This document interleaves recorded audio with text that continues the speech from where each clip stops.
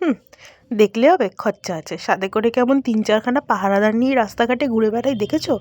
আমার তো ডাঁট আলাদা হবেই। আমি একটু পশুপ্রেমী, তাই রাস্তাঘাটে যেখানেই কুকুর বিড়াল এরকম পাই সেখানেই দাঁড়িয়ে পড়ি। ইভেন কি আমি খুব নেচার লাভার, গাছপালা পশু পাখি সব কটাকেই ভীষণ ভালোবাসি।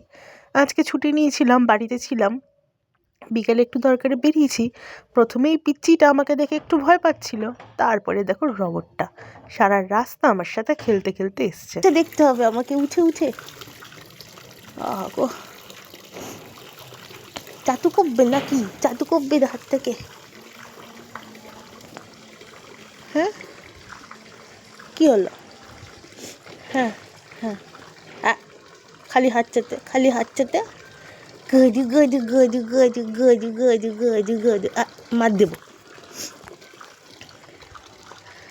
হ্যাঁ, গজু গজু গজু গজু গজু গজু গজু গজু গজু।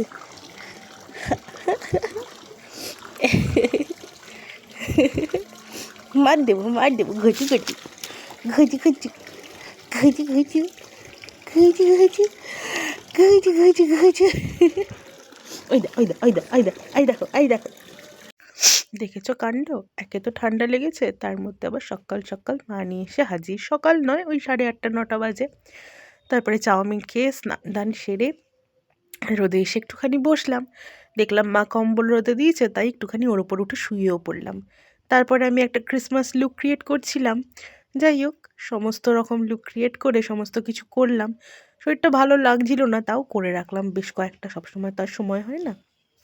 তারপরে আবার বিকালবেলা বেরিয়েছিলাম, ঘুম থেকে উঠে মরার মতো ঘুমোচ্ছি, ঠান্ডা লেগেছে না সেই জন্য। তার মধ্যে আবার আগের দিন প্যারাসিটামলও খেয়ে নিয়েছিলাম। যেই কাজে গেছিলাম সেই কাজ তো কিচ্ছু হয়নি, বেকার গিয়ে ঘুরে এসেছি। তার মধ্যে দাদা ফোন করে বলছে চ মাহেশ যাই। মাহেশে আর যেতে পারিনি, কারণ দুজনেরই পকেট একদম ভরা ভরা। যাই হোক, এই বডিগার্ডগুলোকে সঙ্গে নিয়ে আবার বাড়ি ফিরে এলাম। তারপরে দাদা বলল রাত্রেবেলা আমাদের বাড়িতে আসবে, দেখি কি করা যায় রাত্রিবেলা পাগলামোটা। আগে আসুক। তোমরা সবাই ভালো থেকো, সুস্থ থেকো, টাটা।